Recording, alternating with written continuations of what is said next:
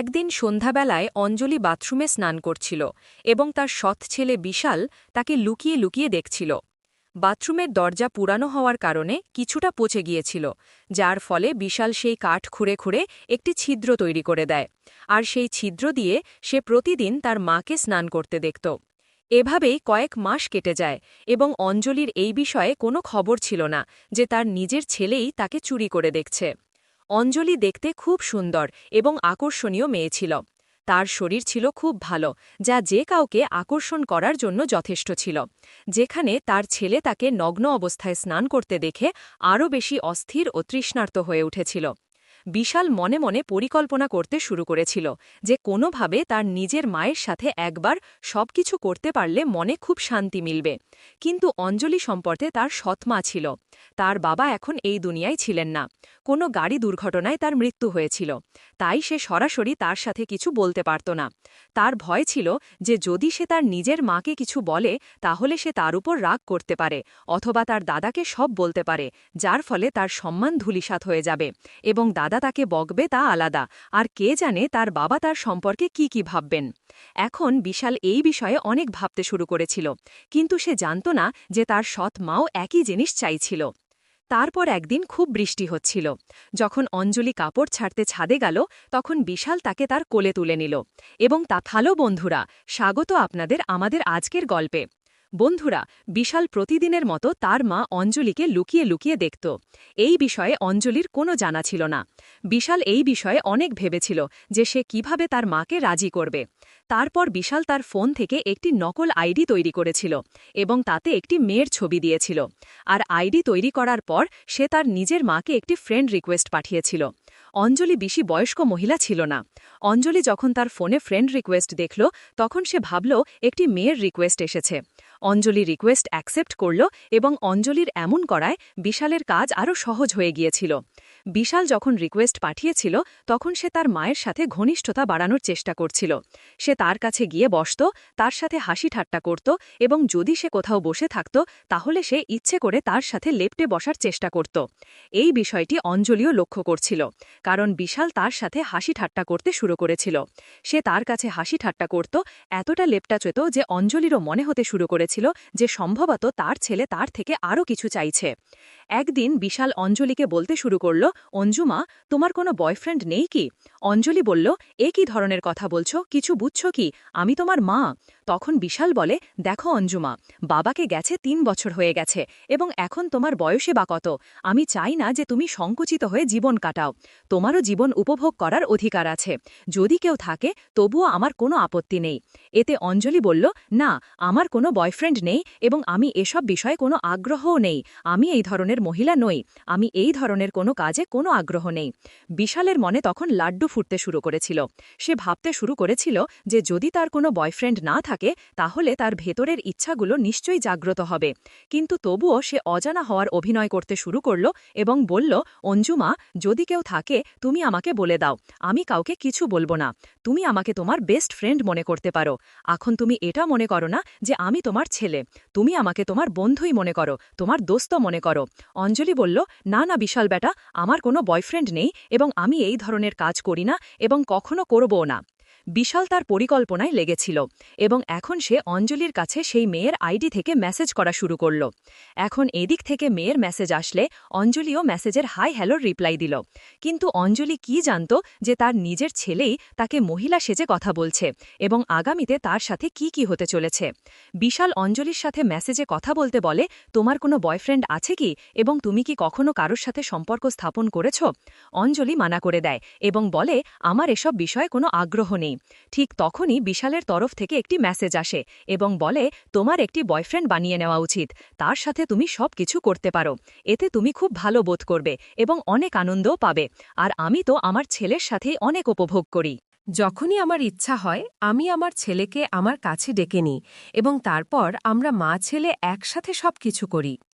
এই কথা শুনে অঞ্জলি বিস্মিত হয়ে জিজ্ঞাসা করল, তুমি কি তোমার নিজের ছেলের সাথে এসব করো? তখন ওই পাশ থেকে উত্তর এলো, হ্যাঁ, আমি আমার ছেলের সাথেই উপভোগ করি। বাইরের কোনো পুরুষ বা ছেলের উপর আমার বিশ্বাস নেই। কে জানে কখন কে প্রতারক হিসাবে বেরিয়ে আসবে। তাই আমি আমার নিজের ছেলেকেই বয়ফ্রেন্ড বানিয়েছি এবং তার সাথে অনেক উপভোগ করি। আমরা মা ছেলে যখনই ইচ্ছা করি একে অপরের সাথে উপভোগ করি এবং আমাদের জীবন এইভাবেই কাটাচ্ছি। বন্ধুরা, এখন অঞ্জলির মনেও এই ধরনের চিন্তা আসতে শুরু করেছিল। সেও ভাবতে শুরু করেছিল, যদি সেই মহিলা তার ছেলের সাথে এসব করতে পারে, তাহলে আমিও কেন আমার ছেলের সাথে এই ধরনের সম্পর্ক গড়ে তুলে দেখি না। যাই হোক, সে তো আমার সৎ ছেলে, কিন্তু নিজের ছেলেকে এটা বলার সাহস তার ছিল না। তাই এখন অঞ্জলিও তার ছেলের সাথে কিছুটা আলাদা ধরনের আচরণ করতে শুরু করেছিল এবং তার পরিবর্তিত আচরণ দেখে বিশালের মনেও লাড্ডু ফুটছিল। সে বুঝে গিয়েছিল যে আমার কথার তার ওপর প্রভাব পড়েছে। অঞ্জলিও এখন বিশালের কাছে এসে তাকে বলতো, জানাতো, তার সাথে ভালো ভালো কথাও বলতো, হাসি খুশিও শুরু করেছিল। এমনকি দুজনেই বেশ আটকে আটকে একে অপরের সাথে কথা বলতে শুরু করেছিল। অঞ্জলির মনে অনেক কিছু চলছিল। একদিন হঠাৎ বৃষ্টি এলো। ছাদে অঞ্জলি কাপড় শুকানোর জন্য রেখেছিল এবং অঞ্জলি দৌড়ে ছাদে গেল এবং যখন সে ছাদে পৌঁছাল তখন সে সব কাপড় নামিয়ে ফেলেছিল, কিন্তু একটি কাপড় দড়িতে আটকে গিয়েছিল। দড়িটি উঁচু হওয়ার কারণে অঞ্জলি অনেক চেষ্টা করছিল, কিন্তু সেই কাপড়টি বের করতে পারছিল না। তখন সে তার ছেলে বিশালকে ডাক দিল। বিশাল তৎক্ষণাৎ ছাদে পৌঁছাল। তখন অঞ্জলি তাকে বলল যে কাপড়টি তারে আটকে গেছে, তুমি একটু বের করে দাও। বিশাল বলল, আমি তোমাকে কোলে তুলে নিই এবং তুমি সেটি ভালো করে বের করে নাও। সে সুযোগ দেখে তৎক্ষণাৎ তার মাকে কোলে তুলে নিল এবং অঞ্জলি সেই কাপড়টি তার থেকে নামিয়ে ফেলল। এখন এই দুজন মা ছেলে একে অপরের খুব কাছাকাছি ছিল। ঠিক তখনই বিশাল অঞ্জলিকে এদিক ওদিক স্পর্শ করতে শুরু করল, তার সাথে আটকেলি খেলতে শুরু করল। অঞ্জলিও এর কোনো বিরোধিতা করল না, সেও তার সমর্থন দিল এবং দুজন মা ছেলের মধ্যে সেখানেই ছাদে বৃষ্টিতে সবকিছু হয়ে গেল, যা সম্ভবত হওয়া উচিত ছিল না। বন্ধুরা, এখন এই দুজন মা ছেলের মধ্যে যখন এই নোংরা খেলা শুরু হলো, তখন এটি একবারে কোথায় থামতে যাচ্ছিল। এখন এই দুজন মা ছেলে যখনই সুযোগ পেত তখনই একে অপরের সাথে উপভোগ করত। এভাবেই কিছু মাস কেটে গেল এবং পরে অঞ্জলি জানতে পারল যে সে প্রেগনেন্ট হয়ে গেছে এবং তার গর্ভে তারই ছেলের সন্তান বেড়ে উঠছে। এটি শুনে বিশালের পায়ের নিচ থেকে মাটি সরে গেল। সে ভয় পেয়ে গেল। তার মনে হল যে যদি এই কথা দাদাজিকে জানা যায় তবে খুব বেশি ডান্ডা পড়বে এবং মারও পড়বে, আর সমাজে এই কথা ফাঁস হয়ে গেলে খুব বদনামি হবে। সবাই বলবে যে তুমি নিজের মায়ের সাথে এসব করেছ। এখন এটাই দেখার বাকি ছিল।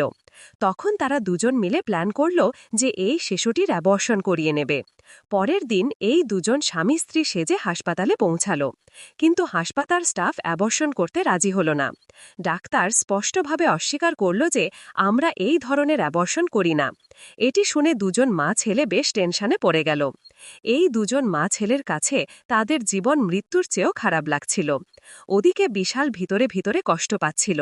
তার মনে হচ্ছিল যে যদি এই কথা সবাই জানতে পারে তবে সমাজে তার ইজ্জত নষ্ট হয়ে যাবে এবং সে কারো সামনে মুখ দেখানোর যোগ্য থাকবে না। কোনোভাবে আমাকে আমার ইজ্জত বাঁচাতেই হবে। এখন এই লোকেরা একে একে অনেক জায়গায় চেষ্টা করল। যতদূর তাদের পরিচয় ছিল সেখানে তারা চেষ্টা করল, কিন্তু অ্যাবর্শনের জন্য কোনো হাসপাতাল রাজি হল না। যেখানেই তারা যেত প্রতিটি হাসপাতাল বলতো যে তুমি অন্য কাউকে নিয়ে এসো, তোমার বাড়ি থেকে কোনো সিনিয়র বা বড় কাউকে নিয়ে এসো। দিন কেটে যেতে লাগল। বিশাল এখন মনে মনে খুবই বিরক্ত হতে শুরু করেছিল এবং রেগে যেতে শুরু করেছিল। তখন বিশাল একটি প্ল্যান করল এবং তার মাকে বলল যে তুমি কাল আমার সাথে একটি নতুন জায়গায় যাবে, সেখানে আমি তোমাকে নিয়ে যাব। সেখানে তোমার অ্যাবর্শনও হয়ে যাবে এবং সহজেই আমরা এই সমস্যা থেকে মুক্তি পাব। অঞ্জলি পরের দিন বাড়ি থেকে পার্লার বলে বেরোল। কিছুক্ষণ পর বিশালও কলেজ বলে বেরিয়ে গেল। কিছু দূর গিয়ে দুজন মা ছেলে মিলিত হল। বিশাল অঞ্জলিকে বাইকে বসালো এবং তাকে জঙ্গলের দিকে নিয়ে যেতে লাগল। যখন তারা জঙ্গলের দিকে যাচ্ছিল তখন অঞ্জলি তাকে জিজ্ঞাসা করল যে এই পথ তো জঙ্গলের দিকে যাচ্ছে, আমরা কোথায় যাচ্ছি? তখন বিশাল বলল, চিন্তা করো না, যে হাসপাতালটি আছে তা একটু ছোট এবং এই জঙ্গল পার করলেই সামনে একটি হাসপাতাল আসবে। সেখানেই আমি তোমার অ্যাবর্শন করিয়ে দেব এবং সেখানেই আমাদের এই সমস্যার মূলও শেষ হয়ে যাবে। জঙ্গলের মাঝে তারা পৌঁছে গেল এবং একটি ধ্বংসাবশেষের মতো বাড়ি দেখা গেল। বিশাল সেখানেই গাড়ি থামাল এবং অঞ্জলিকে বলল, এখানেই নামো, ডাক্তার সাহেব এখনই আসছেন, এখানেই তারা আমাদের নিয়ে যাবে। দুজন সেখানেই বসে রইল। তখন বিশাল তাকে বলতে শুরু করল, এখন তো অ্যাবর্শন হতে চলেছে, তাহলে কেন আমরা আর একবার এনজয় করি না? অঞ্জলি কথা শুনে তাকে মানা করে দেয়। সে বলতে লাগল যে এখন আমরা এত বড় সমস্যার সাথে লড়াই করছি আর তোমার এনজয় করার ইচ্ছা জেগেছে, এসব এখন ঠিক নেই।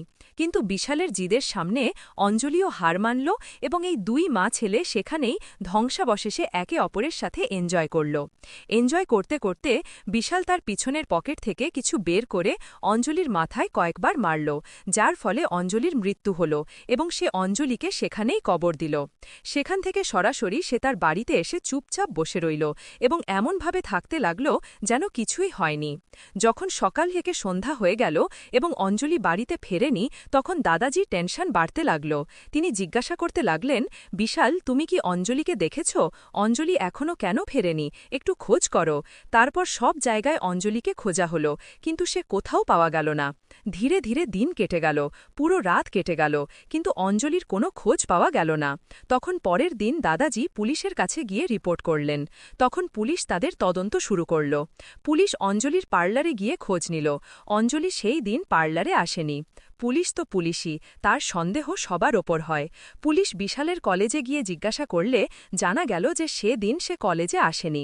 তখন বিশালকে জিজ্ঞাসাবাদ করা হলো যে তুমি সেদিন কোথায় গিয়েছিলে? তখন বিশাল বলল, আমি কলেজ পর্যন্ত গিয়েছিলাম, কিন্তু আমি ফিরে এসেছিলাম, আমি কলেজের ভিতরে যাইনি। পুলিশ তাকে বেশ কঠোরভাবে জিজ্ঞাসাবাদ করল, কিন্তু সে তখনও ভেঙে পড়ল না। তাই পুলিশের ধারণা হল যে হতে পারে এতে সে জড়িত নয়। ধীরে ধীরে এই বিষয়ে অনেক সময় কেটে গেল, কিন্তু কেস এখনও কোনো সিদ্ধান্তে পৌঁছাতে পারেনি। তারপর একদিন অঞ্জলির বাবা সম্পর্কে তথ্য সংগ্রহ করতে চাইলেন।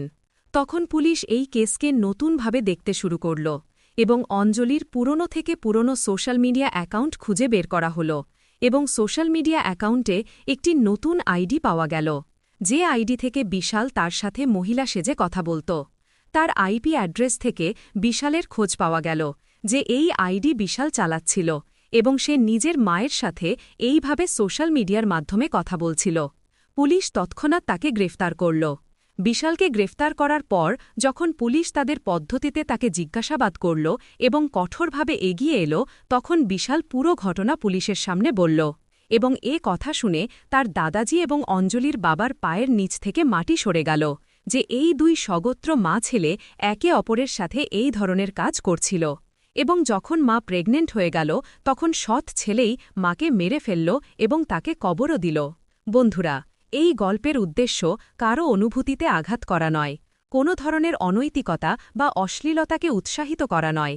এই গল্প একটি বার্তা হিসাবে সমাজকে সচেতন করার জন্য বলা হয়েছে, যাতে মানুষের মধ্যে সচেতনতা ছড়িয়ে দেওয়া যায়, মানুষ যাতে জানতে পারে যে সমাজে কী ধরনের অপরাধ ঘটছে। তাহলে বন্ধুরা, আজকের গল্প কি কেমন লাগল? যদি ভালো লাগে তাহলে দয়া করে ভিডিওটি লাইক করুন, কমেন্ট করুন এবং চ্যানেলটি সাবস্ক্রাইব করতে ভুলবেন না। ধন্যবাদ।